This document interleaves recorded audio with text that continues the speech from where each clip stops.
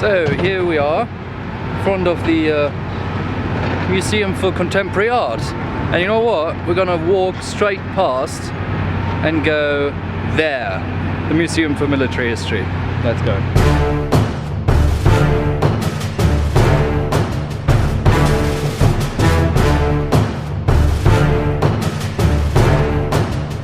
One of the first things one comes to realize is that the museum is not only a collection of historic artifacts, but also a very pretty building in itself. It is richly ornamented and has an abundance of wall paintings depicting key elements of the history of the country.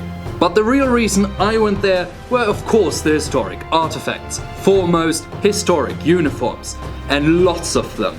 Entire rooms full of uniforms, and even entire walls full of paintings of uniforms. Uniforms from the Middle Ages and the early modern ages. Uniforms from the Napoleonic Aera of hussars and officers of the line of generals and all kinds of important people. Uniforms of people I have no idea who they were, what they did or what their position was, and yet their uniforms. And of course, the pièce de la résistance, an overcoat of Napoleon. But then the uniforms are not the only thing in the museum. The vast array of exhibits reaches far beyond that. For example, this painting of the Battle of Vienna. It marked the end of a 2-month siege of Vienna by the Turks. As such, the battle was a turning point in European history. It saw the first coalition of the Polish-Lithuanian Commonwealth and the Holy Roman Empire, and it heralded a new age in which the Turks were driven out of Central Europe and pushed all the way back to the Bosporus. Further exhibits include historic weaponry, like this mortar which saw action in the Great Turkish War. Guns like these were used in sieges to bombard cities beyond their preliminary fortifications. Or these French eagle standards and insignia which were taken by the victorious Austrians from the battlefield of Leipzig in 1813. With around 600,000 soldiers involved, the Battle of Leipzig was the largest battle in human history until the First World War. One of the more exclusive and spectacular exhibits is this observatory balloon from the 19th century.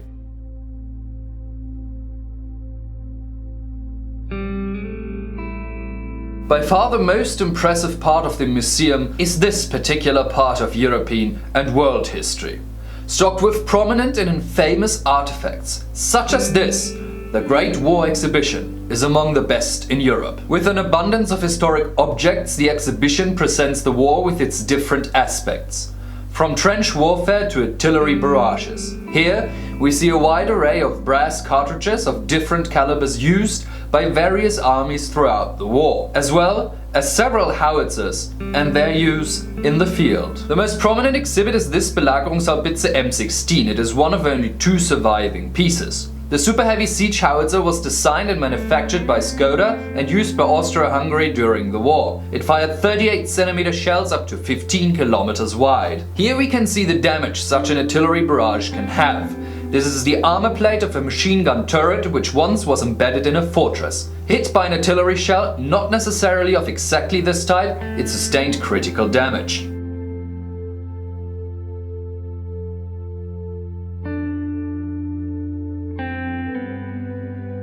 These pictures show the devastating effect a heavy artillery barrage had on a fortress and its surrounding. And so the exhibition gives a rather comprehensive insight into the horrors and perils of the battlefields.